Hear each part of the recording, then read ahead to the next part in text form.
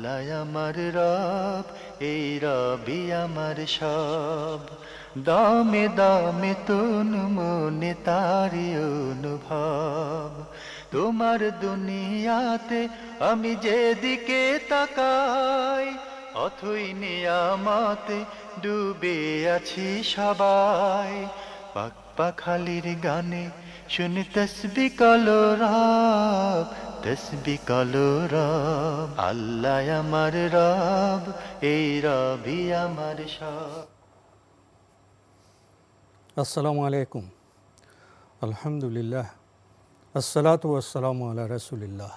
প্রিয় দর্শক, আপনারা যারা দেশে আছেন প্রবাসে, সবাইকে জানাই অনেক অনেক প্রীতি ও শুভেচ্ছা।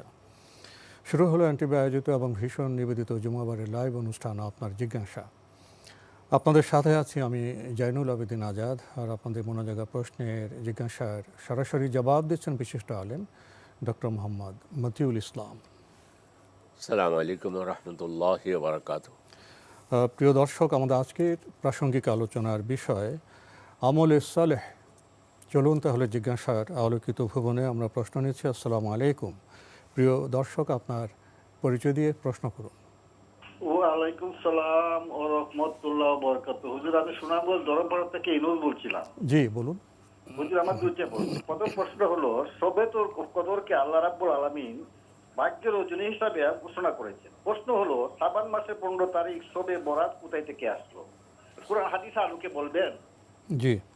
আর 2 নম্বর প্রশ্ন হলো যে শাবান মাসে সারা বছর আমরা নামাজ পড়ি না। হ্যাঁ, ওই শ্রাবণ মাস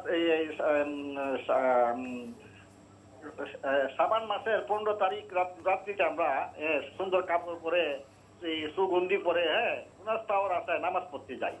তাহলে আমরা কি সারা 65 বছর 300 বছর যে নামাজ পড়ি না, ফরজ পড়ি না, ওই নফল নামাজ পড়তে যাই, এই বোনাস কি পাওয়া যাবে? ধন্যবাদ আপনাকে। আপনি গুরুত্বপূর্ণ দুটি প্রশ্ন করেছেন। আপনি বলছেন শবে কাদর বা লাইলাতুল কদর যদি ভাগ্য রজনী হয়ে থাকে, তাহলে শবে বরাতে ভাগ্য রজনী এটা কোত্থেকে আসলো? বিসমিল্লাহির রহমানির রহিম। আলহামদুলিল্লাহ, সাল্লাতু ওয়াসসালামু আলা রাসূলিল্লাহ, বাদ। আপনি প্রথম কথাটা যেটা, ওইটাই ঠিক বলেছেন। সর্বপ্রথম শবে বরাত তো ফার্সিতে বললাম, এটা ইসলামী পরিভাষার মধ্যেও পড়ে না। শবে বরাত যদি আমরা বলি, লাইলাতুল কদর হলো ইসলামী পরিভাষা, কোরআনের কথা, হাদিসের কথা। তো শবে বরাত চলে আসছে, তো হয়ে আসতেছে। কবে থেকে শুরু হলো? সিরিয়া থেকে এখন থেকে প্রায় 1200 বছর আগে 2-3 জন নেককার লোক, এরা এই রাত্রে একা নিজে নিজে একটু বেশি নামাজ পড়তেন, সালাত আদায় করতেন। তার মধ্যে যেমন আল মাখউল, লোকমান ইবনে আমের, এইভাবে এই টাইপের সিরিয়াতে। তার মানে হলো শবে বরাত সর্বপ্রথম আপনি যে বলেছেন এটা ফার্সিতে বলেছেন। শবে বরাত বললে তো তাহলে কোরআন হাদিসের এটা মানে পরিভাষা হইতে পারে না। তো কোত্থেকে আসছে এবং কেন আসছে? সূরা দোখানের মধ্যে আল্লাহ রাব্বুল আলামিন ইন্না আনজালনাহু ফি লাইলাতিল মুবারাকা ইন্না কুন্না মুনজিরিন বলেছে। এই রজনীকে আমি বরকতময় রজনী করেছি। তো এই বরকতময় রজনী করেছেন, এটা বলতে গিয়ে ইকরিমা রাহিমাহুল্লাহ, তিনি একদম বড় মাপের তাবেঈ ছিলেন। তিনি বলেছেন যে এই বরকতময় রজনী বলতে লাইলাতুন নিসফি মিন শাবান। আরবিতে কাজটা কতটুকু ঠিক বেঠিক সেটা পরের কথা, কিন্তু আরবিতে লাইলাতুন নিসফি মিন শাবান, শাবানের মধ্য রজনী। শাবানের মধ্য রজনী। ফলে শবে বরাত যেটা বলি আমরা, বরাত মানে ভাগ্য রজনী হলে সেই রজনী কোনটি? ইন্না আনজালনাহু ফি লাইলাতুল কদর, লাইলাতুল কদর হয়। আর লাইলাতুল কদর কখন? রমজান মাসে। শাহরু রমাদান আল্লাযী উনজিলা ফীহিল কোরআন, রমজান মাসে কোরআন নাজিল হয়েছে, রমজান মাসে লাইলাতুল কদর। ফলে আসলে ভাই, আপনি যে প্রশ্ন করেছেন এটার মধ্যে আমরা অনেকেই এই চলে আসতেছে যুগ যুগ ধরে এই কাজটা। শবে বরাত বলতে ভাগ্য রজনী তো আমরা বললাম যে লাইলাতুল কদর রমজানে। তো এদিক থেকে শবে বরাত বলতে যে সমস্ত কাজকর্ম করা হয়, সালাত আদায় করা হয়, এগুলোর কোনো দলিল কোরআন সুন্নাতে নেই, সহি দলিল নেই। কি আছে? একটি হাদিস আছে। হাদিসটা মুআয ইবনে জাবাল রাদিয়াল্লাহু তাআলা আনহু থেকে বর্ণিত। আবু মুসা আশআরী রাদিয়াল্লাহু তাআলা আনহু বর্ণনা করেন, ইন্নাল্লাহা লা ইয়াত্তালিউ লাইলাতান নিসফি মিন শাবান ইলা জামিই খালকিহি ফায়াগফিরু লিজামিই খালকিহি ইল্লা লিমুশরিকিন আও মুশাহিন। আল্লাহ তাআলা তিনি মনোনিবেশ করেন লাইলাতুন নিসফি মিন শাবানে বান্দার দিকে, করে তিনি সবাইকে মাফ করে দেন। শুধু দুই ব্যক্তিকে ক্ষমা করেন না, যে মুশরিক পৌত্তলিক পূজারি করে আর হলো যে হিংসুক, এই দুজনকে ক্ষমা করেন না। এই হাদিস ছাড়া লাইলাতুন নিসফি মিন শাবান, যেটাকে শবে বরাত বলি, আমি শবে বরাত বলার শব্দটাই বলার পক্ষে নই। কারণ হলো এই শব্দটা লাইলাতুন নিসফি মিন শাবান নামেই হাদিসের মধ্যে এসেছে, কোরআনে তো আসার কথাই নেই। তো আসলে শুধু এটুকুই যে আল্লাহ এই রজনীতে মানুষের দিকে মনোনিবেশ করেন। এই একটা হাদিস হাসান হাদিস বলা হয়, মানে সহির কাছাকাছি। এখানে কোনো সলাতের কথা নেই, সিয়ামের কথা নেই, কোনো কিছু নেই। আলী রাদিয়াল্লাহু তাআলা আনহু থেকে যে হাদিসগুলো বর্ণিত হয়েছে যে এই রজনীতে যে ব্যক্তি 100 রাকাত সালাত আদায় করবে, প্রত্যেক রাকাতে সূরা ফাতিহা পড়বে এবং সূরা ইখলাস 10 বার পড়বে, এটা মিথ্যা জাল বানোয়াট হাদিস। ফলে এখন আমরা কনক্লুশন যদি আসি লাইলাতুন নিসফি মিন শাবান সম্পর্কে, অন্যান্য রাতের মতো আপনি যেমন তাহাজ্জুদ পড়েন, এ রাতে উঠেও যদি তাহাজ্জুদ পড়েন আলহামদুলিল্লাহ হইতে পারে, তাহাজ্জুদ সালাত আদায় করেন, ভালো কাজ করেন, নেক কাজ করেন, কিন্তু সুনির্দিষ্ট কোনো কাজ রাসূল থেকে নেই, আল্লাহ রাসূল করেননি, করতে বলেনও নি। তো এই জন্য আমরা সুনির্দিষ্টভাবে কোনো সিয়াম মানে রোজা বা লাইলাতুল নিসফি মিন শাবান উপলক্ষে কোনো রোজা বা কোনো সালাত আদায় করব না। দেখুন ভাই, এটা আবেগ। আপনি বললেন যে আচ্ছা একটু নামাজ পড়বো, এতেই আপনারা বাধা দেন। তো এটা তো না, রাসূল যেটা করেন নাই আমরা যদি সেটা করি, তো রাসূল বলছেন মান আহদাসা ফি আমরিনা হাযা মা লাইসা মিনহু ফাহুয়া রাদ্দুন। আমি দিনকে যে স্ট্রাকচারের উপর রেখে গিয়েছি, ওর মধ্যে কেউ যদি নতুন কিছু সংযোগ করে, ওটা পরিত্যাজ্য বলে বিবেচিত। ওটাই বিদা। প্রিয় দর্শক, আমরা সংক্ষিপ্ত সময়ে গুরুত্বপূর্ণ কথা জানলাম। আমি এটাও জানলাম শবে কদর বা ভাগ্য রজনী বা শবে বরাত আছে, কিন্তু সেটা শাবান মাসের মধ্য রজনীতে নয়, সেটা রমজান মাসে লাইলাতুল কদর, সেটাই ভাগ্য রজনী। আপনি আরেকটি প্রশ্ন করেছেন, অনেকে সারা বছর তেমন নামাজ পড়েন না, কিন্তু শাবানের মধ্য রজনী আসলে এত নামাজ পড়েন, অনেক সাজগোজ করে। তো যারা সারা বছর ফরজ নামাজের ব্যাপারে যারা সচেতন নন, সেভাবে পড়েন না, তারা এই শাবানের মধ্য রজনীতে যে নামাজ পড়বেন, এর মাধ্যমে কি বোনাস পাবেন? না, 100 বছর যদি শবে বরাত পালন করে, 100 বছর, আর আজকে এক জুমা বাদ দিল, একটা জোহর বাদ দিল, একটা আসর বাদ দিল, দুইটা সমান হবে না। ওটার তো কোনো আমল করার জন্য সঠিক কোনো দলিল নেই। আল্লাহ তাআলা আমাদের জন্য তিনি প্রত্যেক রজনীতে প্রথম আসমানে আসেন, এসে তিনি বলেন কেউ আছো কি আমার কাছে ক্ষমা চাইবে, ক্ষমা করব। তো এই জন্য মুসলিম কখনো এমন না যে ঠিক আছে শবে বরাতের অর্থাৎ লাইলাতুন নিসফি মিন শাবান সেদিন একটু আল্লাহ করলাম সব মাফ হয়ে যাবে, না, এইটা না। আসলে ইসলামের কোনো বিধান নেই, কেউ এটা বলেও নেই, কোনো ওলামায়ে কেরামও বলেনি। এটা হলো ব্যক্তিগতভাবে কিছু মানুষ আছে যারা আমরা তাদের জন্য দোয়া করি, আল্লাহ তাদেরকে যেন হেদায়েত দান করেন দিনকে সঠিকভাবে। আপনি প্রতি মুহূর্তের জন্য আমরা আল্লাহর বান্দা। তো আমি আজকে যে 5 ওয়াক্ত সালাত, জুমার সালাত আছে, কিচ্ছু না, কোনো কিছু নেই, ঠিক আছে আমি লাইলাতুন নিসফি মিন শাবান পড়ে দিব, আল্লাহ সব মাফ করে দিবেন, বাস আমি কেল্লা পথে, আমি তাহলে জান্নাতে আপনি চলে যারা যাব। ফরজ নামাজ পড়বেন তারাই নফল নামাজ থেকে বোনাস আশা করতে পারেন। এটা হতে পারে। ফরজটাই ইম্পর্টেন্ট আমাদের জন্য। জি, আমরা জানলাম বিষয়টি সম্পর্কে। প্রিয় দর্শক, নতুন প্রশ্নে যাচ্ছি। আসসালামু আলাইকুম, পরিচয় দিয়ে প্রশ্ন করুন।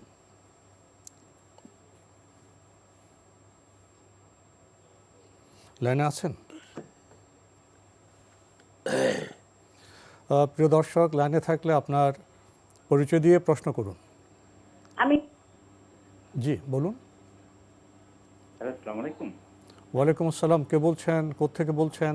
আমার নাম শোয়েব। আমি আপনাকে আমেরিকা থেকে ফোন করেছিলাম, নিউ ইয়র্ক থেকে। জি বলুন। আমি নামাজের ব্যাপারে একটা কোশ্চেন ছিল। জি তো আমি যেখানে জব করি সেখানে আমাদেরকে ব্রেক দেয়, দুইটা হাফ এন আওয়ার এবং একটা লাঞ্চ আওয়ার দেয় 45 মিনিট। এখন আমার কোওয়ার্কার বাংলাদেশি ভাই, উনি কাজের ফাঁকে মানে কাজ বাদ দিয়ে উনি নামাজে যায়, কিন্তু জি উনি ব্রেক টাইমে আমাদের সুপারভাইজার বা এমডিও বলে যে তুমি তোমার নামাজটা ব্রেক টাইমে নাও, পড়ো। কিন্তু সে ব্রেক টাইমে ব্রেক নেয়, কিন্তু কাজ বাদ দিয়ে সে নামাজে যায়। সেই জন্য আমাদের নামাজটা আমরা নিতে পারতেছি না, যেহেতু একজন অন টাইমে নামাজ পড়ে আর একজন ব্রেক টাইমে নামাজ পড়ে। তো এখানে যারা খ্রিস্টান বা ইহুদি আছে তাদের কাছে আমাদের নামাজটা একটা কোশ্চেন হয়ে দাঁড়াইছে যে কখন তোমাদের নামাজ। তো জি। যখন আমরা বলি যে আমরা ব্রেক টাইমে নামাজ পড়তে পারবো, কোনো সমস্যা নাই, কিন্তু আমাদের যারা সিনিয়র আছে তারা বলে যে না, আমাদের জামাতের সহিত নামাজ পড়তে হবে। তাহলে তার নামাজটা কি শুদ্ধ হবে? যে সে কাজ বাদ দিয়ে নামাজ পড়তেছে, তাহলে তো সেটা হালাল না, ইনকামটা তো হালাল না, হারাম হচ্ছে। কিন্তু সে অন টাইম আবার ব্রেক নিচ্ছে, এটা কতটুকু শুদ্ধ হবে আমি জানার জন্য হুজুরের কাছে। আর কোনো প্রশ্ন আছে? না, থ্যাংক ইউ সো মাচ। ধন্যবাদ। আপনি প্রবাসে আছেন, মার্কিন যুক্তরাষ্ট্রে আছেন, সেখানে তো আসলে পেশাটা খুবই গুরুত্বপূর্ণ। সব দেশেই পেশাটা গুরুত্বপূর্ণ।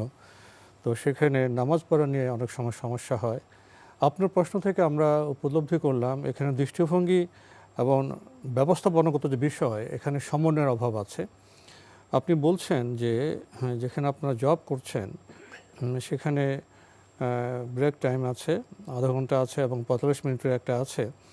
তো এখানে দুটি চিত্র, কেউ কাজ বাদ দিয়ে নামাজ আদায় করেন এবং কেউ চাচ্ছেন বা আমল এভাবে করেন ব্রেক টাইমে নামাজ পড়েন। তো যারা ওখানে অন্য ধর্মাবলম্বী আছে তাদের কাছে প্রশ্ন, তোমাদের নামাজের সময় কখন, দুই রকম কেন? আপনি এখানে আরেকটি বিষয় যুক্ত করেছেন, কাজ বাদ দিয়ে কাজের সময় নামাজ পড়াটা কি ঠিক হবে যেখানে আমাদের ব্রেক টাইম আছে? তো এসব মিলিয়ে প্রশ্নটি আছে। এবং যারা ব্রেক টাইমে রেস্ট নেন তারা বলছেন যে জামাতেও নামাজ পড়তে হবে। সব মিলিয়ে আপনি একটি চিত্র অঙ্কন করেছেন, এ ব্যাপারে কি বলবেন? চমৎকার কথা বলেছেন ভাইজান, ধন্যবাদ আপনাকে সুদূর আমেরিকা থেকে প্রশ্ন করার জন্য। আপনি যেটা বলেছেন এটা আসলে আপনি যেটা বলছেন বিষয়টা এমন, কোরআন শরীফের আয়াত ইন্না সলাতা কানাত আলাল মুমিনিনা কিতাবাম মাওকুতা, সুনির্দিষ্ট সময়ে আল্লাহ মুমিনদের উপরে সলাত ফরজ করেছেন। তো নামাজের সময় মতো নামাজ আদায় করতে হবে, এটা একটা। দুই নাম্বার হলো, যেহেতু ওখানে অন্য ধর্মের লোক, তারা একটা ফ্যাসিলিটি দিচ্ছে যে ঠিক আছে তোমার নামাজ পড়ো, কিন্তু ওই আমি জামাত পাওয়ার জন্য যেভাবে মানে আমি কোম্পানির কাজের দিকে তাকাবো না, না এটাও ঠিক হবে না, এটা ঠিক না। ওই ভাইকে বলবো হ্যাঁ জামাত সহকারে সবাই মিলে সলাত আদায় করার চেষ্টা করুন, এই সুযোগ ওদের থেকে আদায় করে নেন। যে স্যার অথবা কর্তৃপক্ষকে বললেন যে ঠিক আছে আমাদের জন্য ব্রেক টাইমে যখন খাবারের জন্য লাঞ্চের জন্য সময় দেওয়া হয়, আপনারা তখন সকলেই মিলে যে জায়গায় সলাত আদায় করেন গিয়ে সকলে এক একটা আদায় করলেন, একটু লেট হইলো তাইলে সমন্বয় সাধন করা হলো। তাহলে যদি ব্রেক টাইমে রেস্ট না নেন তাহলে তো একটা সময় বের করা যায়, না, ওই তো। সবাই মিলে সমন্বয় করে একটা টাইমে নামাজ একটা টাইমে নামাজ, তাহলে জমাতো করা হলো, তারপরে সবাই মিলে জামাতো সওয়াবও পেলেন, আবার কাজও করা হলো। কাজও করা হলো, কোম্পানির কাজও ফাঁকি দেওয়া গেল না। মানে কোম্পানির মানে এখানে সমন্বয়ের বিষয়টা গুরুত্বপূর্ণ। হ্যাঁ, কোম্পানির কাজে ফাঁকি দেওয়ার সুযোগ নেই, মানে ফাঁকি না দিয়ে শুধুমাত্র আসলে বিষয়টা মানসিকভাবে মানে উভয় পক্ষ যদি একমত হন যে ঠিক আছে আমরা একটুখানি দেরিতে সালাত আদায় করবো, জামাত সহকারে আদায় করব, কিন্তু ব্রেক টাইমে আদায় করব, তাহলে যেহেতু অন্য দেশ কাফের দেশ, আমাদের দেশ হলো আমাদের দেশে তখন হয়তো অফিসারকে বললেন, স্যার আমাদেরকে ব্রেক টাইমটা আপনি সালাত নামাজ পড়ার সময় দেন, তাতে আমরা নামাজটাও জামাত সহকারে আদায় করলাম আর ব্রেক টাইমটা হয়ে গেল, আলহামদুলিল্লাহ হয়ে গেল, সুন্দর বিষয়। তো এটা আপনার ন্যায়নিষ্ঠ হলে দেখা যাবে আমি কাজেও ফাঁকি দেবো না, আবার মুসলিম হিসেবে আমি সালাতও আদায় করব। তো এখানে মতো একটা সমন্বয়ের বিষয়, সমন্বয় আছে, সমন্বয় হয়ে যাচ্ছে। সবাই মিলে যদি সমন্বয় করে মূল্যবোধের ভিত্তিতে যে আমি কাজেও ফাঁকি দেবো না, আমি সালাতও আদায় করব, এবং আমরা যদি বিচ্ছিন্ন হয়ে দূরকরণ করে আমি নামাজ পড়ি তো আমাদের ইমেজও নষ্ট হবে। জি, সব মিলিয়ে যদি ইনসাফের চেতনায় যদি ওনার চেষ্টা করেন, আমার মনে হয় একটি সমন্বয়ের পথ বেরিয়ে যাবে। সহজ সহজ। আমরা আপনি যে জানলাম বলছেন যে একবার খাওয়া বিষয়টি হারাম হয়ে সম্পর্কে, যাবে, প্রিয় দর্শক। জি, ওটা আমরা নয়। নতুন প্রশ্নে যাচ্ছি। আসসালামু আলাইকুম, পরিচয় দিয়ে প্রশ্ন করুন। আসসালামু আলাইকুম। ওয়ালাইকুম আমি আসসালাম। প্রিন্স বলছি, দক্ষিণ কোরিয়া থেকে বলছি। জি বলুন। আমার দুটি প্রশ্ন। জি প্রথম প্রশ্নটি হচ্ছে যে আমাদের রাসূলুল্লাহ সাল্লাল্লাহু আলাইহি ওয়াসাল্লামের ইন্তেকাল পরবর্তী যারা সাহাবায়ে কেরাম বা তার পরবর্তী তাবেঈন অন্যগুলো কি সুন্নাহ হিসেবে বিবেচিত হবে? জি যেগুলো রাসূলুল্লাহ সাল্লাল্লাহু আলাইহি সাল্লামের ইন্তেকাল পরবর্তী যারা সাহাবী এসেছিলেন বা তাবেঈন বা তাবেঈন ছিলেন, জি পরিগণিত হবে বা এগুলো কি সুন্নাহর অন্তর্ভুক্ত? ও আপনি যেটা বলছেন আর একটু আমাকে পরিষ্কার হতে দিন। আপনি বলছেন রাসূল ইসলামের পরে তো সাহাবারা ছিলেন, তাবেঈন ছিলেন, তাদের কাজও কি সুন্নাহ হিসেবে অন্তর্ভুক্ত হবে কি না, এই তো? জি জি জি জি জি। আচ্ছা, আর কোনো প্রশ্ন আছে? আর কি আরেকটি প্রশ্ন আছে? জি বলুন। প্রশ্নটি হচ্ছে যে আমাদের বাড়ি ঘরে শোল বা গতি মাছ বা টাকি মাছ যেটাকে বলে, জীবন্ত অবস্থায় মা বোনেরা তাড়াতাড়ি মানে এটা কাটিং করার জন্য আকসায়া বা খুব জোরে চাপ দিয়ে মেরে ফেলে। তো এই মেরে ফেলাটা কি আসলে ঠিক ছিল বা ঠিক আছে, না মাছের স্বাভাবিক মৃত্যু পর্যন্ত অপেক্ষা করতে হবে? মাছ মাছ জি জি জি জি। ধন্যবাদ আপনাকে। আপনি গুরুত্বপূর্ণ দুটি প্রশ্ন করেছেন। আপনার প্রথম প্রশ্ন এরকম, রাসূল ইসলামের তো ইন্তেকাল করেছেন, এরপরে সাহাবীরা এসছেন, তারপরে তাবেঈনরা এসছেন, এখন তাদের সবার কাজ কি সুন্নাহ হিসেবে বিবেচিত হবে? না ভাইয়া, এখানে দুটো বিষয়। একটা হলো আল্লাহ রাসূল সাল্লাল্লাহু আলাইহি ওয়াসাল্লাম হাদিসের মধ্যে বলেছেন, আলাইকুম বিসুন্নতি ওয়া সুন্নাতিল খুলাফাইল রাশিদিন আল মাহদিয়িন আদ্দু আলাইহা বিন নওয়াজিজ। তোমাদের উপরে অবশ্যই করণীয় হলো আমার সুন্নতকে আঁকড়ে ধরবে, রাসূলের হাদিস, আর চার সাহাবা ওনাদের সুন্নতকেও, মানে ওনাদের থেকে ওনাদের কাজকেও আমরা গ্রহণ করব। যেমন জুমার দিনের যে দ্বিতীয় আজান, এটা ওসমান রাদিয়াল্লাহু তাআলা আনহুর সময় এটা প্রচলন শুরু হয়ে প্রবর্তিত হয়েছে পরিবেশ পরিস্থিতিকে বিশ্লেষণ করে এই পর্যন্ত এসে, তাইলে রাসূলের সুন্নাহ কোরআন, রাসূলের সুন্নাহ আর খোলাফায়ে রাশিদিন আবু বকর, ওমর, ওসমান, আলী, ওনারা যদি কোনো কিছু করেন সেগুলো আমরা গ্রহণ করব। সেটাকে বলা হয় আসার, মানে সুন্নাহ না, ওটা আসর। আসার বলে, হামজা সা র, আসার। তো অথবা খবরও বলে, আসার বলে, এটা গ্রহণীয়। কিন্তু পরবর্তীতে সাহাবারা আমাদের জন্য মডেল। তার কারণ হলো রাসূলের সাথে থেকে ওনারা কোরআন সুন্নাহর আলোকে নিজেদেরকে যেভাবে গঠন করেছেন, এটা আমাদের জন্য মডেল, আমাদের জন্য আদর্শ। তারা রাসূল সাল্লাল্লাহু আলাইহি ওয়াসাল্লাম দেখেছেন এবং শুনেছেন। জি জি, দেখেছেন। তো ওনারা কোনো কথা বললে সেটা সুন্নাহর অন্তর্ভুক্ত হবে না, কিন্তু ওনাদের জীবন ওটা হবে আসার হবে। আসার, মানে আসার তো বলছি চারজনের কথা। জি আর পরবর্তীতে অন্যান্য সাহাবারা ওনারা মডেল এই জন্য রাসূলকে দেখেছেন, রাসূল যেভাবে আমল করেছে হুবহু ওইভাবে আমল করেছেন। এই জন্য ওনারা কীভাবে আমল করেছেন তারপরে এসব কিছু আমরা নিতে পারি। কিন্তু সুন্নাহ হলো রাসূল এবং মানে সাহাবায়ে কেরামের মধ্যে চারজন, আর বাকিরা মডেল। সেই হিসাবে তারপরে আসবে তাবেঈন। ওনারাও নেককার ছিলেন, যারা সাহাবাদেরকে, রাসূলকে দেখে নাই, সাহাবাদেরকে দেখেছে ঈমান সহকারে, ওনারা হলো তাবেঈন। ওনাদের মধ্যে আমল, মানে ওনাদের চরিত্র, ওনাদের আখলাক এত সুন্দর ছিল, সেই হিসাবে আমরা সেগুলো গ্রহণ করব।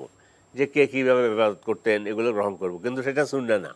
সেটা সুন্নাহর আওতায় আসবে না, কিন্তু মডেল হিসাবে ওনাদেরকেও গ্রহণ করা যায়। পূর্বসূরি আমরা বলি, এই যে সলব বলা হয়, সলব বলতে রাসূলের পরে সাহাবায়ে কেরাম, তাবেঈন, আতবা ও তাবেঈন, ওনাদের অনুসরণ আমরা করব, ওনাদের নেক আমলগুলো আমরা দেখে সেই অনুপাতে আমল করব, কিন্তু সুন্নাহ হবে রাসূল এবং সাহাবাদের মধ্যে প্রথম সাইর খোলাফা যারা, তাদেরগুলো আমরা সুন্নাহ হিসেবে গ্রহণ করব। জি। উনি আরেকটি প্রশ্ন করেছেন, বাড়িঘরে মহিলারা অনেক সময় দেখা যায় মাছ, মৎস্য জীবন্ত তাদেরকে আছাড় দিয়ে বা অন্যভাবে তাদের মেরে তারপরে কাটাকুটা করা হয়, এটা ঠিক আছে কিনা? না, অসুবিধা নেই, যেহেতু এটা আল্লাহ আমাদের জন্য হালাল করেছেন, কাটতে গেলে তো মারতেই হবে। এবং মানে প্রয়োজনীয় কাজটা করতে পারবেন যেন নৃশংসতা না হয়। নৃশংসতার ব্যাপার বলছে, যেমন আমরা যে মানে গরু জবাই করা হয়, বকরি জবাই করা হয়, তখন রাসূল বলছে তখনও তাদের উপর রহম করো। কী রহম? বলছে শরীরটা খুব বেশি ধার দিয়ে নাও, যেন কষ্ট বেশি না হয়। যেন কষ্ট না হয়। সেটা এক কথা, কিন্তু মাছের কথা বলছেন যে মাছে আগে মেরে নিলে তারপর কাটতেছে, এখন মাছ না মারলে তো কাটতেও পারবে না, হাত কেটে যাবে তখন। হাত কেটে যাবে, সেই হিসাবে অসুবিধা হবে না ইনশাআল্লাহ। আমাদের আজকের প্রাসঙ্গিক আলোচনার বিষয় আমলে সোলেহ। আমলে সোলেহ এই শব্দটির সাথে হয়তো আমরা অনেকে পরিচিত, কিন্তু এর তাৎপর্য কি, এ বিষয়ে একটু বলবেন? আল্লাহু আকবার। এ বিষয়ে প্রথম দর্শকদের হাতে যদি কলম থাকে তাহলে সূরা আল কাহাফ শেষ আয়াত 110 নম্বর আয়াত, সূরা আল ফুরকান 70 নম্বর আয়াত, সূরা তাবারাক আল্লাজি 2 নম্বর আয়াত পড়ুন। এখন আমি আয়াতগুলো পড়লে বুঝিয়ে দিচ্ছি। সূরা আল্লাহ তাআলা সূরা মুলকের মধ্যে বলছেন, তাবারাক আল্লাজি বিয়াদিহিল মুলক ওয়া হুয়া আলা কুল্লি শাইইন কাদির আল্লাজি খালাকাল মাউতা ওয়াল হায়াতা লিয়াবলুয়াকুম আইয়ুকুম আহসানু আমালা। বরকতময় সে সত্তা, তাবারাকাল্লাযী বিয়াদিহিল মুলক, তার হাতে হলো রাজত্ব, ওয়া হুয়া আলা কুল্লি শাইইন কাদির, তিনি সকল কিছুর উপর সক্ষম। আল্লাযী খালাকাল মাউতা ওয়াল হায়াত, জীবন মৃত্যু সৃষ্টি করেছে, আমাদেরকে দুনিয়াতে পাঠিয়েছেন, আবার মরে যাব, কি জন্য? লিয়াবলুয়াকুম, পরীক্ষা করতেছেন, আইয়ুকুম আহসানু আমালা, আমলের দিক থেকে, নেক আমলের দিক থেকে, সলে আমলের দিক থেকে কে আরো উত্তম। আমরা নেক আমল না, আমলের সলের দিকে, উত্তম কাজের দিকে কে আরো উত্তম? আরো উত্তম, এটা হলো সুপারলেটিভ ব্যবহার করা হয়েছে। 2 নম্বর হলো সূরা কাহাফের মধ্যে আল্লাহ বলতেছেন, কুল ইন্নামা আনা বাশারুম মিসলুকুম ইউহা ইলাইয়া। এই আয়াতের মধ্যে ফামান কানা ইয়ারজু লিকা রাব্বিহি ফালিয়ামাল আমালান সালিহা ওয়ালা ইউশরিক বিইবাদাতি রাব্বিহি আহাদা। তোমাদের মধ্যে ফামান কানা ইয়ারজু লিকা রাব্বিহি, তোমাদের মধ্যে যে ব্যক্তি আল্লাহর সাথে সাক্ষাৎ আশা করো, ফামান কানা ইয়ারজু লিকা রাব্বিহি ফালিয়ামাল আমালান সালিহা, সে যেন আমলে সলে করে, নেক আমল করে, ভালো আমল করে। ওয়ালা ইউশরিক বিইবাদাতি রাব্বিহি আহাদা, আর ওই আমলে সলেকে যেন ভণ্ডুল না হয়ে যায়, আমলে সলে নষ্ট না হয়ে যায়। শিরক আমলে সলেকে সমূলে ধ্বংস করে দেয়। তো এই জন্য শিরক বিবর্জিত ইবাদত করব, আমলে সলে করব, নেক আমল করব। নেক আমল কি?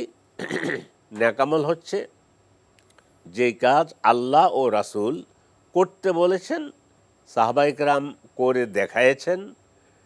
নেক কাজ বলতে যত ভালো কাজ আছে, একটি সুন্দর মিষ্টি হাসি আমলে সলে। বড় বড় আমল তো আছে, হজ, যাকাত, এগুলো তো আছে। আপনার মুখের ছোট্ট একটি হাসিও আমলে সলে।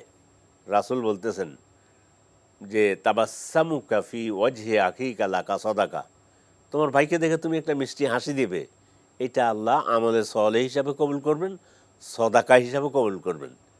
তাহলে আপনি এটা না যে আমলে সলে মোট 7টা 8টা 10টা নামাজ, রোজা, হজ, যাকাত, এর বাইরে অসংখ্য অসংখ্য অসংখ্য অসংখ্য আপনি আমলে সলে। একটা কথার কথা, আপনি আপনার ছেলেকে বিবাহ করাচ্ছেন, মেয়েকে বিয়ে দিচ্ছেন, এটাকে আপনি আমলে সলের আওতায় রাখতে পারেন।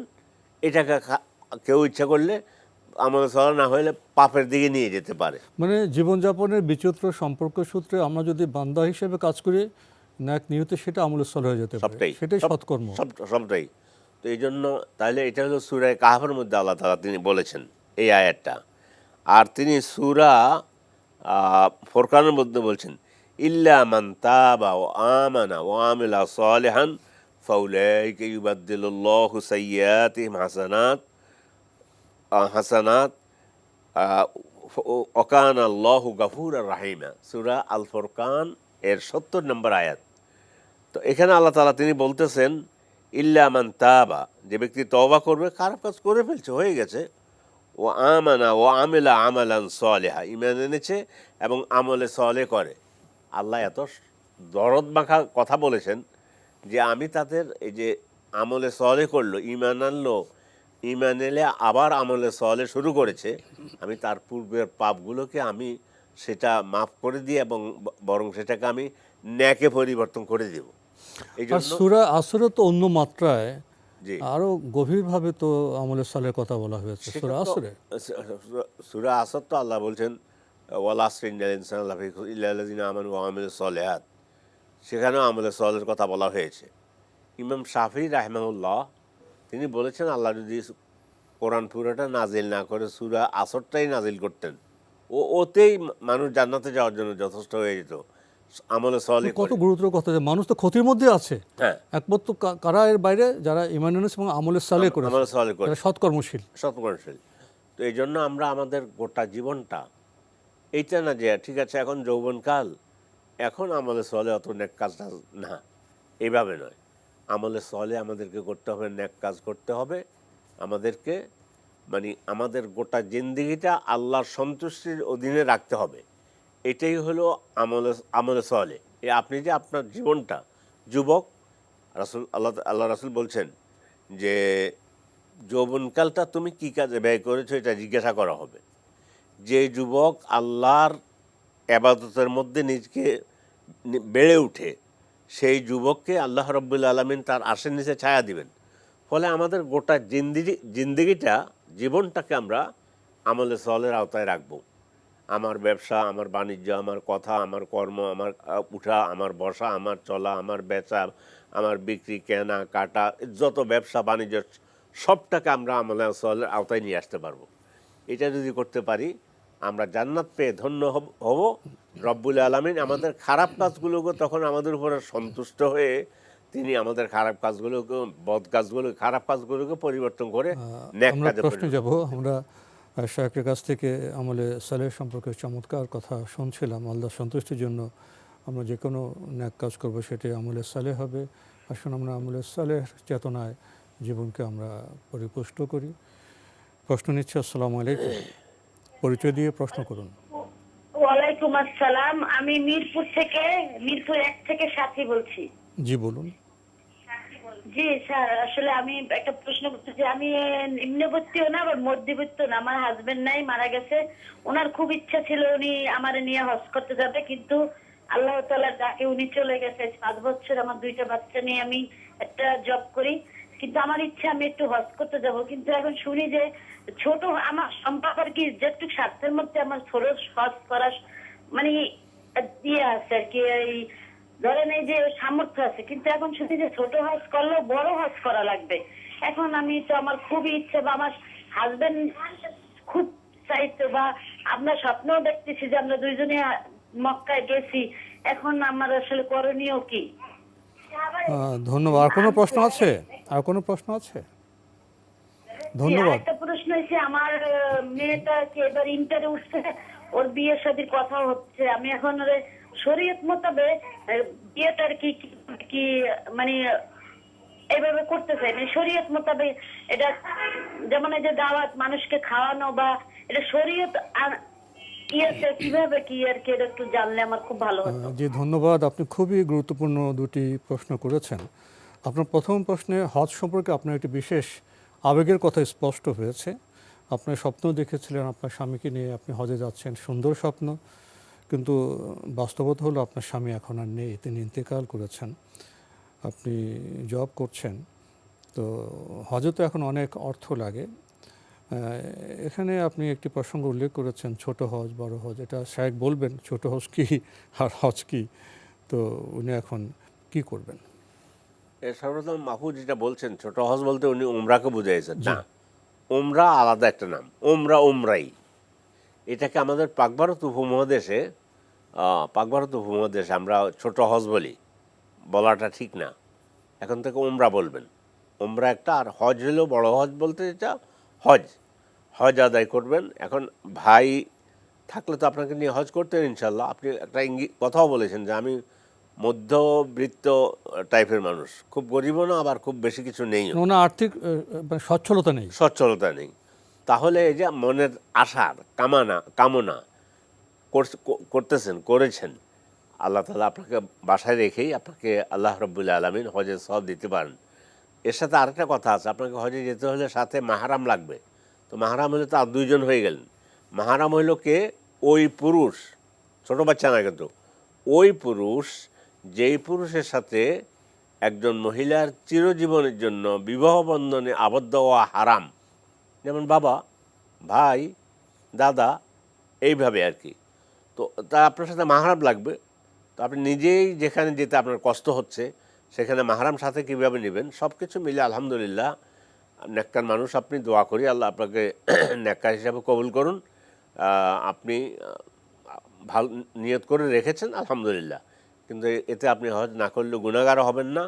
হতে পারে আল্লাহ রাব্বুল আলামিন আপনার মনের আকর্ষণ, মনের তামান্না, এই জন্য রাব্বুল আলামিন আপনাকে হজের সওয়াব দিয়ে আপনাকে ধন্য করতে পারেন এবং জান্নাত দিয়ে ধন্য করতে পারেন। ব্যাস এতটুকুই। আপনার মনের সান্ত্বনা এটুকুই যে আজ স্বামী যখন চলে গেছে, আমার ওভাবে অর্থ নেই, আমি তার হজ করতে পারছি না, কোনো গুনাহ হবে না আপনার। জি, অনেক আমাদের ভাই বোনরা আবেগের সাথে হজকে দেখেন, এবং অনেক সময় এরকম ভুল ভাবনা ভাবেন হজ না করলে বোধহয় গুনাহ হয়ে যাবে। হজ তো সামর্থ্যের সাথে জড়িত, ওটা অর্থ নেই, শারীরিক সামর্থ্য নেই, মাহরাম নেই, হজ নেই। হ্যাঁ, কিন্তু যে নিয়ত করলেন, নিয়ত তো একটা সওয়াব ফজিলত ওটাই পাবেন। বলেছি, নিয়তটা একটা, যে খালেস নিয়ত করেছেন যদি সুযোগ থাকতো আমি হজ করতাম, এটুকুতে আল্লাহ রাব্বুল আলামিন আপনার অন্তরের খবর জানেন, তিনি অন্তর্যামী, আপনাকে তিনি হজের সওয়াব দিয়ে ধন্য করতে পারেন, কিন্তু আপনি গুনাহগার হবেন না হজ না করলে। জি, উনি আরেকটি গুরুত্বপূর্ণ প্রশ্ন করেছেন। ওনার মেয়ে মাশাআল্লাহ ইন্টারমিডিয়েটে পড়ছেন, এখন মেয়ের তো বিয়ে শাদী দেবেন। তো প্রসঙ্গত উনি শরীয়তের বিধিবিধান জানতে চেয়েছেন। উনি বলছেন আমি শরীয়ত সম্মতভাবে আমার মেয়ের বিয়ে দিতে চাই। উনি বিয়ে যে খাওয়া দাওয়া কিছু আড়ম্বর আছে এ প্রসঙ্গে জানতে চেয়েছেন। প্রসঙ্গত আমাদের এই সম্মানিত দর্শক যে শরীয়তের বিষয়টি উল্লেখ করেছেন, আজকাল শেখ আপনিও তো লক্ষ্য করেছেন এই শরীয়তের শব্দটি নিয়ে নানা নেতিবাচক কথা উচ্চারিত হয়ে থাকে, এবং আমাদের এই জনপদে যারা আমাদের মুসলিম ভাই বোন, তারা মুসলিম নামে নিজেদেরকে পরিচয় দিয়ে থাকেন। কেন জানি শরীয়ত শব্দটি আসলে তারা মনে করেন শরীয়ত সম্মত বিষয়গুলোর মধ্যে বোধহয় ন্যায় নেই, মানবিকতা নেই, এটা অনেক পশ্চাৎপদ বিষয়। শরীয়তের বিধান আসলে বোধহয় সমাজ পিছিয়ে যাবে, আমরা অচল হয়ে পড়ব। আমার মনে হয় দুটি বিষয়, একটা শরীয়ত বিষয়টি কি সেটা অনেক ক্ষেত্রে আমরা শরীয়তের সঙ্গত যে পরিবেশনা বা বক্তব্য সেটা তুলে ধরতে পারি না। আমরা অনেক ভাই বোনেরা শরীয়ত সম্পর্কে না জেনেই শরীয়ত সম্পর্কে একটি নেতিবাচক ধারণা পোষণ করে থাকেন। প্রসঙ্গত আমি আপনার সাথে একটু মত বিনিময় করতে চাই যে শরীয়ত শব্দ শুনলে আমাদের মধ্যে একটি নেতিবাচক কথা অনেক সময় লক্ষ্য করা যায়। আমরা কি শরীয়তের মধ্যে ডুবে নেই? আমরা যে নামাজ পড়ি, বাংলাদেশের ধর্মপ্রাণ ভাই বোনেরা, নামাজ কোত্থেকে আসলো? নামাজের বিধান তো শরীয়ত থেকে এসেছে। আমরা যে রোজা রাখি, রোজার বিধান কোত্থেকে আসলো? রোজার বিধান তো শরীয়ত থেকে এসছে। আমরা যে হজ করি, আমরা যে জাকাত দিই, এবং প্রসঙ্গত আমাদের বোন যে বিয়ের প্রসঙ্গ আসলেন, এটা কি শরীয়ত থেকে আসেনি? অবশ্যই। এটা তো স্পষ্ট করে আজকে আমাদের জানা দরকার, বলা দরকার শরীয়তের সূত্র কি। শরীয়তের সূত্র তো কোরআন, হাদিস, সুন্নাহ। তো আমরা কি কোরআনের বার্তাকে, কোরআনের বিধানকে আমরা পিছিয়ে পড়া বিধান মনে করছি?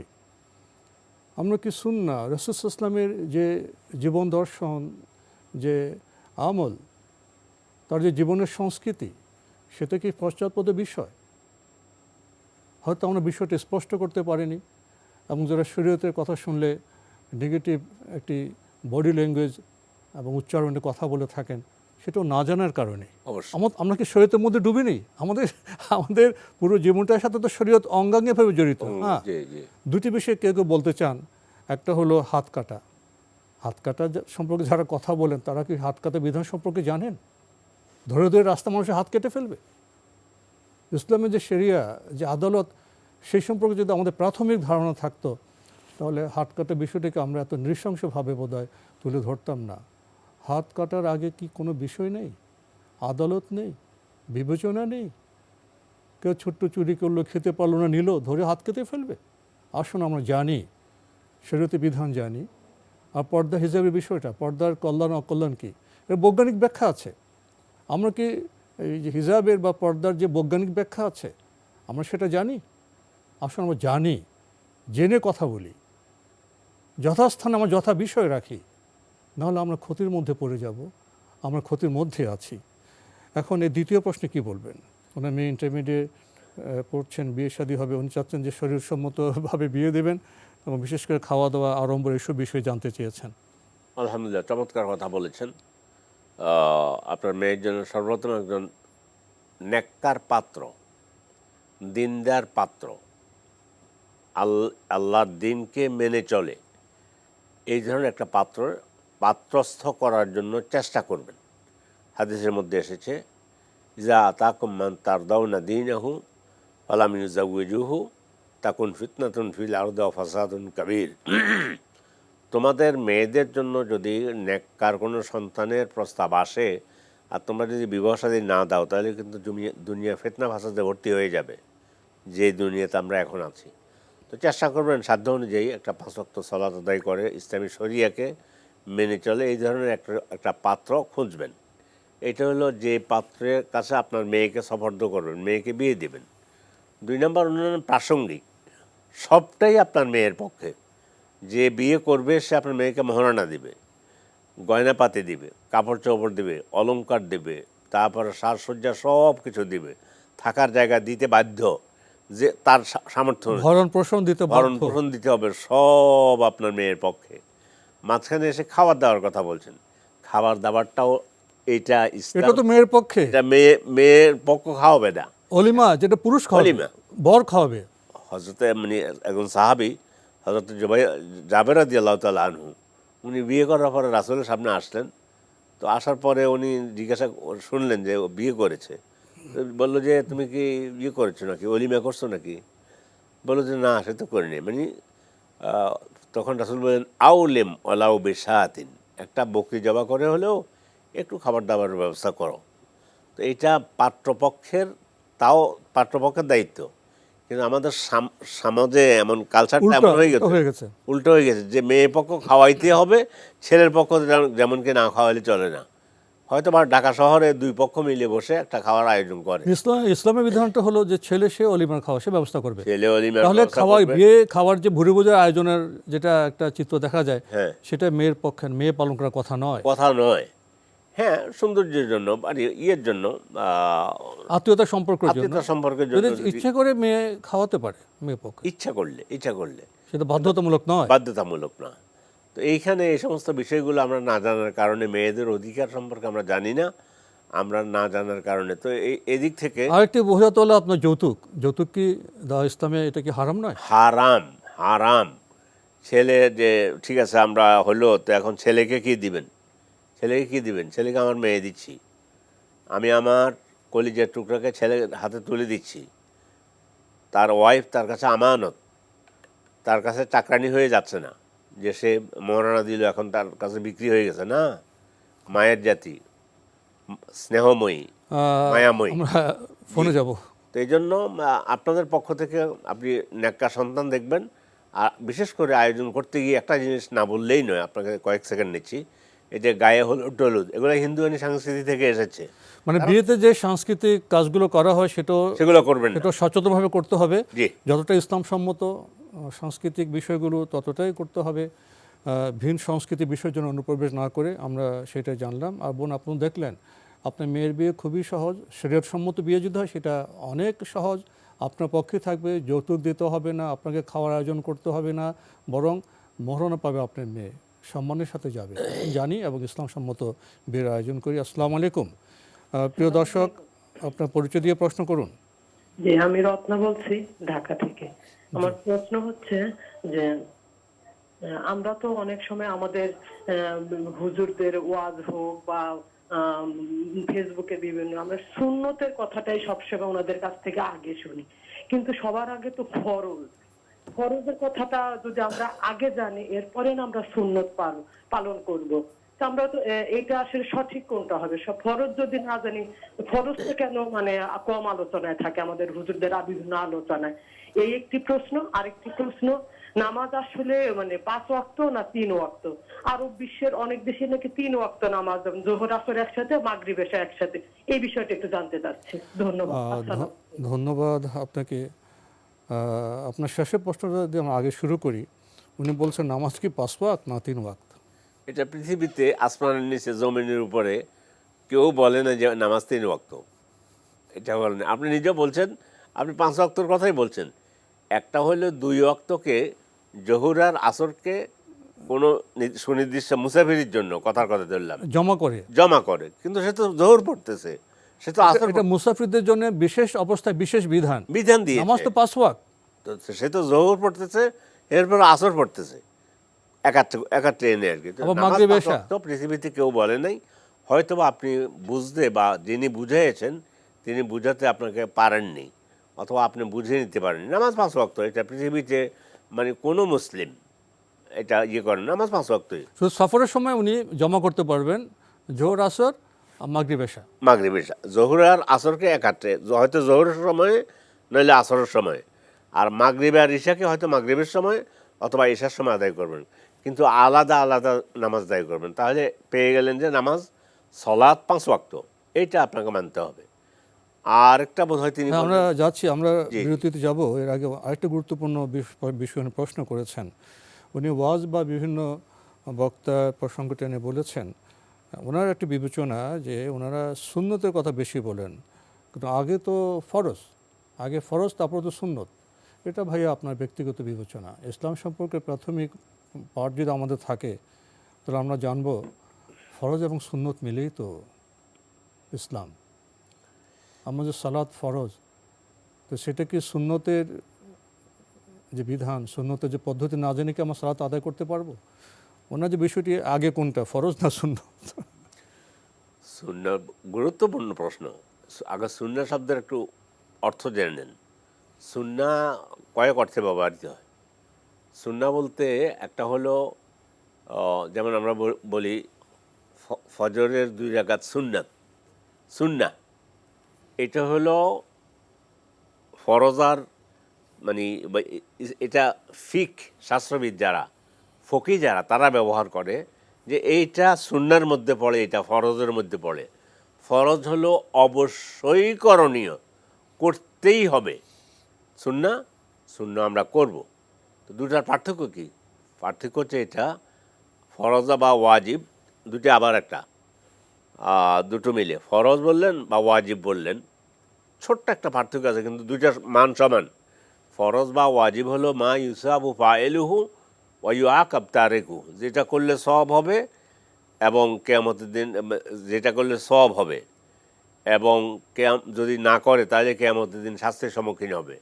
আর সুন্নাহ হলো এই অর্থে যে যেটা করলে সওয়াব হবে, না করলে কিয়ামতের দিন শাস্তির সম্মুখীন হবে না। তাই বলে কি সুন্নাহকে ছেড়ে দেব, ছোট করে দেব? না। রাসূল সাল্লাল্লাহু আলাইহি ওয়াসাল্লাম তিনি সুন্নাহ নফল এগুলো আদায় করতে করতে এত বেশি সালাত আদায় করতেন, সুন্নাহ আদায় করতেন। তো সুন্নাহর প্রতি আমরা ফরজের ব্যাকআপ, ফরজে কমতি হয়েছে, ওটা আল্লাহ সুন্নাহ দিয়ে ওটাকে সমাধান করে দেবেন, ফলে সুন্নাহ আদায় করবেন। আর ওয়াজ নসিহতে এমন তো কেউ বলে না যে ভাই আপনি জোহর নামাজ পড়েন আর না পড়েন, জোহরের সুন্নত কিন্তু ছাড়তে পারবেন না, এটা তো কেউ বলে নাই। আপনি আমার মনে হয় এমনটি বলছেন কি না যে ওয়াজ মাহফিলে বিভিন্নখানে সুন্নাহ, সেই সুন্নাহ অর্থ হলো হাদিস, মানে হাদিসের ইসলামী পরিভাষায় সুন্নাহ শব্দ বিভিন্নভাবে ব্যবহার হয়। মুহাদ্দিসিনে কেরাম যখন সুন্নাহ ব্যবহার করে তখন সেটাকে হাদিস অর্থে ব্যবহার করে। আসলে বাস্তবে ফরজের জায়গায় ফরজ, সুন্নাহ জায়গায় সুন্নাহ, কিন্তু সুন্নাহ ছাড়াও তো আমি ফরজ পালন করতে পারবো না। এখানে তো ফরজ এবং সুন্নাহ আমাদের সমন্বয় করতে হবে, তাই না? অবশ্যই দুটাই লাগবে, কিন্তু তারপরও ফরজের ব্যাপারটা তো অনেক অনেক উপরে। তো জোহরের 4 রাকাত ফরজ, আমি সহজে বোঝাবার জন্য বলতেছি, 4 রাকাত ফরজ যে কোনো ইতেই হোক আপনাকে ফরজ আদায় করতে হবে। তবে আজকে খুব বেশি সমস্যা হয়ে গেছে, সময়ের অভাব বা যে কোনো কারণে, বা আপনি অসুস্থ হয়ে পড়েছেন, এখন কষ্ট করে উঠে ফরজটা আদায় করলেন, আজকে সুন্নতটা বাদ দিলেন, হইলো এটা। কিন্তু আমরা সুন্নত পড়বো, নফল পড়বো, মোস্তাহাব আদায় করব, এগুলোর মাধ্যমে আল্লাহ রাব্বুল আলামিন আমাদের ফরজের মধ্যে যে ঘাটতি সেটাকে পূরণ। আমরা প্রশ্ন নিচ্ছি। আসসালামু আলাইকুম, পরিচয় দিয়ে প্রশ্ন করুন। আসসালামু আলাইকুম। ওয়ালাইকুম আসসালাম।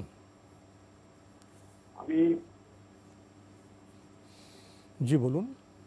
আমি পটুয়াখালী জেলার বাউফল থানার সদস্য গ্রাম থেকে আমি মোহাম্মদ ওমর ফারুক বলছি। জি বলুন। আমার প্রশ্ন, পিতামাতার মৃত্যুর পর ভাই বোনদের হক আদায় করা উচিত। পিতামাতার রেখে দেওয়া সম্পদ সঠিকভাবে ভাই বোনদের দেওয়া হয় না, এখানে ইসলাম কি বলে? আর কোনো প্রশ্ন আছে? হ্যাঁ, আমার দ্বিতীয়ত প্রশ্ন, আমি পূর্ব সানেসার ঈদগাহ জামে মসজিদের সাধারণ সম্পাদক। এই হিসাবে আমি চাই মসজিদের দ্বিতীয় তলা একটি ইসলামিক পাঠাগার। জি, ইসলামী পাঠাগার।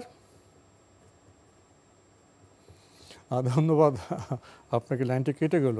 তো আপনার মূল বিষয়টা বোধহয় আমরা উপলব্ধি করতে পেরেছি। আপনার প্রথম প্রশ্নে যাই।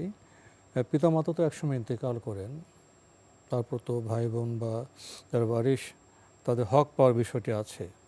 তো এই ব্যাপারে ইসলামের বক্তব্য কী?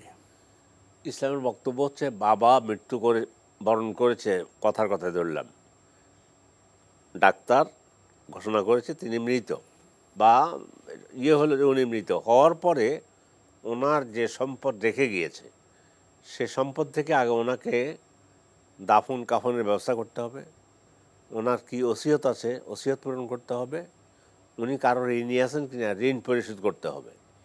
এরপর বাকি যে সম্পদ থাকবে সেই সম্পদ নদীর স্রোতের মতো সম্পদ প্রত্যেকের কাছে, ওই সম্পদ বন্টন রব্বুল আলামিন কোরআনে কারিম এবং রাসূল সুন্নাহর মধ্যে বলে দিয়েছেন। ওখানে কেউ কারো প্রতি কোনো সহানুভূতি না যে দয়া করে বোনটাকে একটু দিয়ে দেই, এইটা হলো আমাদের মূর্খতা। আপনি যেমন সম্পদ বাবার মৃত্যুর পরে যে যতটুকু পাবার সেটা আপনার কাছে চলে যাচ্ছে, বোনেরটাও ওইভাবে বোনের কাছে চলে যাবে। এটা তো হক, এইটা হক, অনুগ্রহ নয়। আমরা ইসলামের সৌন্দর্য মানুষকে দেখাতে পারিনি, আমাদের মহিলা বোনদেরকে দেখাতে পারিনি, আমাদের মায়েদেরকে, আমাদের মায়ের জাতিকে আমরা এটা দেখাতে পারিনি। এখানেই আমাদের দুর্ভাগ্য। সম্পদ তো এটা কারো অনুগ্রহ না যে ঠিক আছে আমরা সবাই মিলে অনুগ্রহ করে বোনটাকে একটুখানি দিয়ে একটু কিছু দিয়ে দেই, 1000 বা লাখখানিক টাকা দিয়ে দেই। নো, বোনের কাছে যেটুকু যাবার এটা তার অধিকার, তার হক। এটা উত্তরাধিকার আইন অনুযায়ী সেটা মেটাতে হবে। ওটা সে বোন কারো করুণার পাত্র নয়, ভাই কারো করুণার পাত্র নয়। বাবার মৃত্যুর পর সম্পদ যেভাবে বন্টন করতে হয় কোরআনে বলে দিয়েছে, সেভাবেই সম্পদ চলে যাবে সবার কাছে। এই জন্য কেউ কারোর প্রতি এটা অনুগ্রহ করার বিষয় না। জি, আমরা জানলাম বিষয়টি সম্পর্কে। প্রিয় দর্শক, আরেকটি প্রশ্ন আপনি সম্পূর্ণ করতে পারেননি, তবে আপনার বক্তব্য থেকে কিছুটা উপলব্ধি করা যায় আপনি একটি মসজিদের সাধারণ সম্পাদক আর ইসলামী পাঠাগার, এই দুটি শব্দ স্পষ্ট হয়েছে। সাধারণ সম্পাদক তো মসজিদ পরিচালনার ক্ষেত্রে কাজ করে থাকেন, ইসলামী পাঠাগার এটা তো প্রতিষ্ঠা করতে হয়, এটা তো আপনার থেকে হয়ে যায় না। তো সাধারণ সম্পাদক হিসেবে মসজিদের যে কাজকর্ম, মসজিদের কাজকর্মের মধ্যে ইসলামী পাঠাগার একটি কাজ হতে পারে। তো সেই পাঠাগার প্রতিষ্ঠার ব্যাপারে তো সাধারণ সম্পাদকের উপর দায়িত্ব বর্তায়। তাহলে প্রশ্ন বোধ এরকম যে সাধারণ সম্পাদক হিসাবে ওই মসজিদে ইসলামী পাঠাগার প্রতিষ্ঠায় তার কর্তব্য কিংবা কাজ কি, তিনি কি করতে পারেন? একটু আগে আপনি একটা শব্দ সুন্দর কথা বলেছেন যে শরিয়ত আমরা মানুষকে বুঝাইতে পারিনি, এটা যে অলংকার। অনুরূপভাবে মসজিদ আমরা মানুষকে বুঝাইতে পারিনি। মসজিদ বলতে মানুষ বুঝে যে এখানে ইমাম মুয়াজ্জিন আসবে, নামাজটা পড়বে, তারপরে তালা দিয়ে চলে যাবে। মসজিদ হবে আমাদের সমাজ পরিচালনা করবে এখান থেকে, মসজিদ হবে আমাদের বৃক্ষরোপণের জন্য এখান থেকে সিদ্ধান্ত নেওয়া হবে, মসজিদ হবে দাতব্য চিকিৎসালয়, মসজিদ হবে আপনার এই যে লাইব্রেরির কথা বলেছেন, লাইব্রেরি হবে, সমাজসেবার অনেক কাজ হবে, সেখানে অনেক কাজ হবে। বৃক্ষরোপণ হবে। মসজিদ থেকে ইসলামী যে বিনোদন, সেই বিনোদনের ব্যবস্থা করবে, সেগুলো না করে আমরা মসজিদ থেকে আমরা এটুকুই আমাদেরকে বোঝানো হয়েছে, মসজিদ মুয়াজ্জিন, ইমাম মুয়াজ্জিন আর সাথে 2-4 জন আসলে না, একেবারে নামাজ খণ্ডিত পড়বে। করে ফেলা হয়েছে, জি, খণ্ডিত। করা হয়েছে। মসজিদের সৌন্দর্য দেখতে পারিনি। আমার মনে হয় আপনি বুঝাতে চেয়েছেন যে আমি দায়িত্ব এটা, আর দোতলা একটা আমি লাইব্রেরি করতে চাই, এটা জায়েজ আছে কিনা। যদি এটা হয়, এটাই তো উত্তম। ভালো ভালো বই রাখবেন, এটা তো আপনার কাজ। এটা আপনার কাজ, এটা আপনার কাজ। মসজিদের ইমাম সহ, আপনার সহ, খতিব সহ বসে যে আমরা একটা কাজ করি, আমরা এই মসজিদের পক্ষ থেকে আমরা সমাজ সেবায়, এই কথা শীতকাল আমরা 100 লোককে আমরা কম্বল বিতরণ করব, মসজিদে সিদ্ধান্ত হবে, সেখানে কমিটিতে বসে সিদ্ধান্ত, কম্বল এনে ওখানে রাখবে। রাসূল সাল্লাল্লাহু আলাইহি ওয়াসাল্লামের বিচার ব্যবস্থা তো মসজিদে হইতো। আজ পাঠাগার করতে চান, পাঠাগার তো করতে গেলে তো বই লাগবে, বই তো সংগ্রহ করতে পারবেন, বইজন তো অর্থ তো আপনার তুলতে পারবেন। অবশ্যই অবশ্যই অর্থের জন্য। তো আমরা মানে খণ্ডিত প্রশ্নের আমরা কিছুটা জবাব দেওয়ার চেষ্টা করলাম। প্রিয় দর্শক, নতুন প্রশ্নে যাচ্ছি। আসসালামু আলাইকুম, পরিচয় দিয়ে প্রশ্ন করুন। ওয়ালাইকুম সালাম, আমি মোহাম্মদ শামসুল হক সিলেট থেকে বলছি। জি বলুন। যে আমি ছোটবেলায় মক্তবে যখন ধর্মীয় শিক্ষা অর্জন করি, তখন 5 ওয়াক্ত ফরজ নামাজ সম্বন্ধে আমি মাগরিবের 3 রাকাত ফরজ নামাজকে ওয়াজিব মনে করছিলাম। তো এইভাবে কয়েক বছর আমি ওয়াজিব নিয়ত করিয়া করেছি। পরে জানতাম পারলাম এটা ওয়াজিব না, এটা ফরজ নামাজ। তো এখন আমি আমার কি করা উচিত? আর কোনো প্রশ্ন আছে? আর একটা প্রশ্ন করতে পারি যে কোন মুদ্রার জানাজা হওয়ার পরে কোন মুদ্রার জানাজার নামাজ হওয়ার পরে এই মুদ্রার মুখ দেখা কি ঠিক হবে? ধন্যবাদ আপনাকে। আপনি প্রথম প্রশ্নে বলেছেন মক্তবে তো আমরা অনেক সময় অনেক কিছু শিখেছি, মসজিদও শিখেছি। তো আপনি বলছেন যে আগে আপনি জানতেন যে মাগরিব নামাজটা ওয়াজিব, আপনি ওয়াজিব হিসেবে পড়েছেন, এখন জেনেছেন না এটা ফরজ। তো এখন ওনার কী করণীয়? সব নামাজ মানে 5 ওয়াক্ত সালাত, জুমার সালাত, রমজান মাসের রোজা, এগুলো সব ফরজ শব্দ ব্যবহার করবেন। ফরজ আর ওয়াজিব দুটোর মানদণ্ড একই। ওয়াজিবের ব্যাপারে ইমাম আবু হানিফা রাহিমাহুল্লাহ ছোট্ট একটা পার্থক্য করেছেন যে হাদিস দ্বারা যেটা প্রমাণিত হবে সেটা ওয়াজিব, কিন্তু দুটার মান সমান। সেই হিসাবে আপনি যেটা পড়েছেন আলহামদুলিল্লাহ, আপনার নামাজ সালাত হয়ে গেছে, অসুবিধা নেই। কিন্তু সামনে আপনি নিয়তটা করবেন যে এটা আমি ফরজ পড়তেছি। তো অতীতের জন্য অনেক কিছু করণীয় না না, কিছু করেন, আলহামদুলিল্লাহ আপনার নামাজ হয়ে গেছে, অসুবিধা হবে না। আরেকটি প্রশ্ন উনি করেছেন, এই যে জানাজার পরে মুর্দার কি মুখ দেখার বিষয়টি ঠিক আছে? এটা একটা কথা এমনি সমাজে আছে যে জানাজার পরে মুখ দেখা ঠিক না, দেখলে অসুবিধা নেই, এটা কোনো নিষেধ অসুবিধা নেই। জি জি, আমরা জানলাম বিষয়টি সম্পর্কে। প্রিয় দর্শক, নতুন প্রশ্নে যাচ্ছে। আসসালামু আলাইকুম, পরিচয় দিয়ে প্রশ্ন করুন।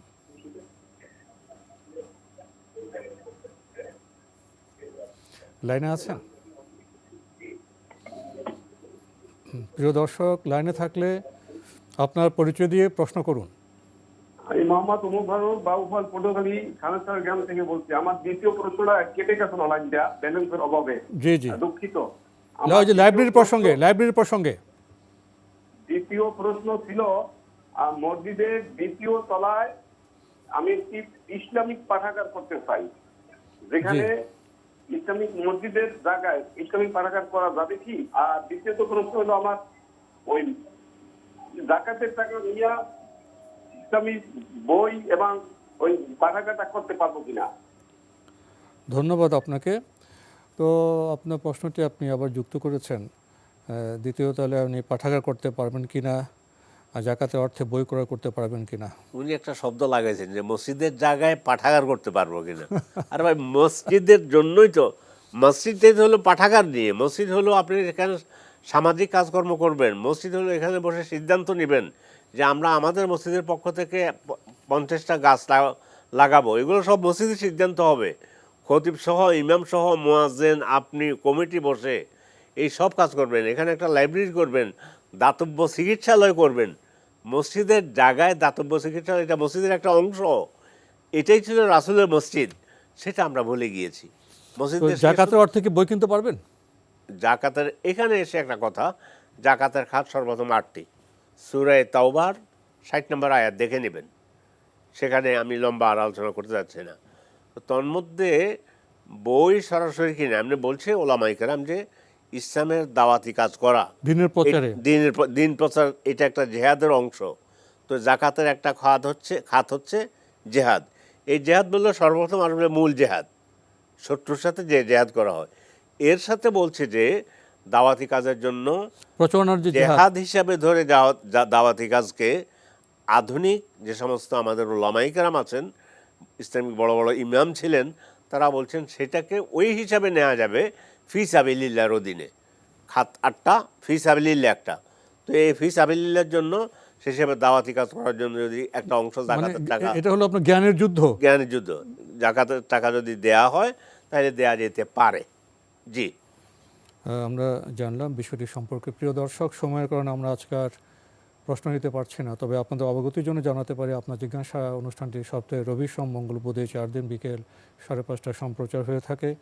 ওইসব অনুষ্ঠানে আপনাদের মনোজাগর প্রশ্ন চিঠির মাধ্যমে, ইমেলের মাধ্যমে পাঠাতে পারেন আমাদের ঠিকানা। পরিচালক আপনার জিজ্ঞাসা টিভি, বিএসএসি ভবন, 7ম তলা, 102 কাজী নজরুল ইসলাম অ্যাভিনিউ, কারওয়ান বাজার, ঢাকা 1215। ইমেলও আপনারা আমাদের অনুষ্ঠান দেখতে পারবেন। ভিজিট করুন আপনার জিজ্ঞাসা @ntvbd.com। এছাড়া এনটিভি অনলাইনেও আপনারা আমাদের অনুষ্ঠান দেখতে পারবেন। ভিজিট করুন www.ntvbd.com। ইউটিউবে এবং ভেরিফাইড ফেসবুক পেজেও আপনারা আমাদের অনুষ্ঠান দেখতে পারবেন। প্রিয় দর্শক, সবশেষে রয়েছে গ্রন্থ পরিচিতি। আমাদের আজকের গ্রন্থের নাম আল কোরআনের সূরার আয়াত ভিত্তিক বিষয়, লিখেছেন আলহাজ মোহাম্মদ নজরুল ইসলাম।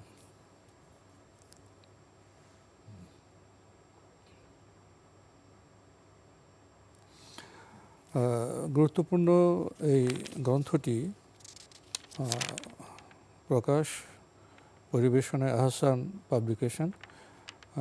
গ্রন্থটির মূল্য 120 টাকা। যারা গ্রন্থটি পেতে চান টেলিফোনে যোগাযোগ করতে পারেন। Telephone number 01716621523। আবারও বলছি 01716621523। আল কোরআনের সূরার আয়াত ভিত্তিক বিষয় যদি সংক্ষেপে কিছু বলতেন। জি, আমি শুধু এটা বলবো, আমি না পড়ার সুযোগ হলেও উনি লেখক আমাদের পাঠকদের জন্য সহজ করে দিয়েছেন।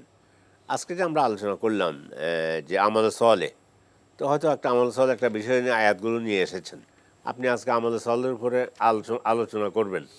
তো এই ধরনের এগুলো খুব সহজ হয়ে গিয়েছে। কোরআনের আয়াতগুলো নিয়ে আসছেন যে আমলে সলে সম্পর্কে এই আয়াতগুলো এসেছে। তারপরে জাকাতের ফজিলত, একটা কথায় এ সম্পর্কে এই আয়াতগুলো এসেছে। জাকাত কাকে দিতে হবে এই সম্পর্কে এই আয়াতগুলো এসেছে। যেমন খেদমত খালক, মানব সেবা আয়াতগুলো কোথাও আছে। এটা এই দিক থেকে যারা আলোচনা করবেন, যারা মানে বিভিন্ন বিষয় জানতে চান, একটা বিষয়ের উপর আপনি ভালো করে জানতে চান, সেটা উপকৃত হতে পারবেন ইনশাল্লাহ। আসলে আল কোরআনকে আলহামদুলিল্লাহ এখন নানাভাবে পরিবেশন করা হচ্ছে। আমরা তো আগে দেখতাম আল কোরআনের তাফসির হয়েছে, বড় বড় তাফসির হয়েছে, তো সাধারণ মানুষ অনেক সময় সেখানে প্রবেশ করতে পারে না। এখন বিশ্বভিত্তিক যেমন পর্দার উপর বই হচ্ছে, জাকাতের উপর বই হচ্ছে, বিভিন্ন ব্যাপারে আয়াত ভিত্তিক। এবং যে আপনি বললেন যেমন জাকাত সম্পর্কে কোন কোন আয়াত আছে, পর্দার সম্পর্কে কোথায় আছে, সমাজসেবা কোন কোন আয়াতে আছে। যখন আমি যদি আপনার সমাজসেবা সম্পর্কে আয়াত খুঁজতে যাই, আমাকে অনেক কষ্ট করতে হবে। যারা গবেষক সমাজসেবা বিষয়ে এই আয়াতে আছে, তাহলে বিষয়টিকে অনেক সহজ হয়ে গেল না? অবশ্যই। এইভাবে তো এই যে নতুনভাবে আপনার পবিত্র কোরআনকে সহজ করে, গণমুখী করে জনগণের সামনে পরিবেশন করা হচ্ছে, এই উদ্যোগকে আপনি কিভাবে ব্যাখ্যা করবেন? অবশ্যই এভাবে খেদমত। একসময় আমরা, আপনি তো আমার থেকে সিনিয়ররাও, একসময় ইসলাম বলতে মোহাম্মদী পকেট পঞ্জিকা ছিল। আল্লাহ তাআলা আমাদেরকে দয়া করে এখন এত বিশাল ভান্ডার দিয়েছেন সাহিত্য। মোহাম্মদী পকেট পঞ্জিকা, আপনি ইতিহাসের একটি কথা বললেন। হ্যাঁ, জি, খুব গুরুত্বপূর্ণ কথা। এটাই ছিল তখন ইসলামে জানার জন্য, ফাতাহ ইয়াজদাম কবে, দোয়াজদাহুম কবে, এটাই শেষ। কিন্তু এখন আপনি যে কোনো বিষয়ের উপরে আলহামদুলিল্লাহ বাংলা ভাষায় যে কোনো বিষয়ের উপর আপনি বই পাবেন, পড়ার সুযোগ আছে, গবেষণা করার সুযোগ আছে। এটা আরও সমৃদ্ধ হোক, আমরা জাতি হিসেবে আমরা জেগে উঠতে পারি, আমাদের কৃষ্টি, কালচার, সংস্কৃতি আমরা যেন মানুষের নিকট ফুটিয়ে তুলতে পারি। আমরা ইসলামের সৌন্দর্যটা মানুষকে বুঝাতে পারি নাই। এই যে ছোট ছোট বই দেখতেছেন, শত শত বিষয়ের উপরে শত শত বই পুস্তক আছে। আপনি সংস্কৃতির কথা বললেন, তো সংস্কৃতির কথা বললে তো নন্দন তথ্যের কথা চলে আসে, স্ট্যাটিস্টিকের কথা চলে আসে। আগে তো আমরা জানতাম না, আমরা বিদেশে এই সব বিষয়ে গ্রন্থ রচিত হয়েছে, বাংলায় অনুবাদ হচ্ছে, যেমন আল কোরআনের শৈল্পিক সৌন্দর্য, জি, সৈয়দ কুতুবের যে বইটা, জি জি, এটা তো আপনার নন্দন তত্ত্ব সম্পর্কে যে বিশাল বিষয়। কোরআন তো আসলে কেন্দ্রীয় বিষয়ে মানুষ বিভিন্ন বিষয়ে কোরআনের মৌলিক কথা বলা হয়েছে, এবং কোরআনের যে শৈল্পিক সৌন্দর্য সেটাও তো বিষয় গ্রন্থ আছে। অবশ্যই, আলহামদুলিল্লাহ। তো এই জন্য এগুলা পাঠকদেরকে বলবো, পড়ুন। আমরা পড়ুয়া জাতি ছিলাম, কিন্তু একটা পড়া তো আমাদের উপর ফরজ, নরনারী নির্বিশেষে। আমি সর্বশেষ একটা বাক্য বলতেছি, শেষ করতে হবে। 25 বছর আগে পড়েছি একটা ম্যাগাজিনের শিরোনাম, উম্মাত ইকরা আজাফাত আনিল কিরাআ ফাখাসারাতিল কিয়াদা। পড়ুয়া জাতি পড়া বাদ দেওয়ার কারণে নেতৃত্বের আসন থেকে ছিটকে পড়ে গিয়েছে। আমাদের পরাজয়ের কারণ তো এটাই। এইটাই। আর চমৎকার কথা বললেন ডক্টর মোহাম্মদ মতিউল ইসলাম, আপনাকে অনেক ধন্যবাদ আমাদের সময় দেওয়ার জন্য। ধন্যবাদ আপনাদেরকেও আমাকে আহ্বান করার। প্রিয় দর্শক, আমরা দেখছিলাম এনটিভি আয়োজিত এবং ভীষণ নিবেদিত অনুষ্ঠান আপনার জিজ্ঞাসা। আপনাদেরকে অনেক ধন্যবাদ প্রিয় দর্শক, আপনার চমৎকার জীবন ঘনিষ্ঠ প্রশ্ন করেছেন, আমাদের অনুষ্ঠান এর মাধ্যমে সমৃদ্ধ হয়েছে। আমরা আপনাদের সাথে বইয়ের গ্রন্থে পরিচয় ঘটাই, আহ্বান থাকবে আপনারা গ্রন্থ পড়ুন, আমরা গ্রন্থ পড়ি, আলোকিত হই এবং ইসলামের আলোকে আমাদের জীবনকে, সমাজকে আমরা উজ্জ্বল করে তুলি। দেখা হবে ইনশাল্লাহ আগামী জুমাবার একই সময়ে। মহান আল্লাহ আমাদের সবাইকে নিরাপদে রাখুন, রাখুন শান্তিতে। আসসালামু আলাইকুম। আমার রব, এই রবি আমার সব, দামে দামে তন মনে তারি অনুভব। তোমার দুনিয়াতে আমি যেদিকে তাকাই, অথই নিয়ামতে ডুবে আছি সবাই। পাক পাখালির গানে শুনি তসবি কলরব, তসবি কলরব।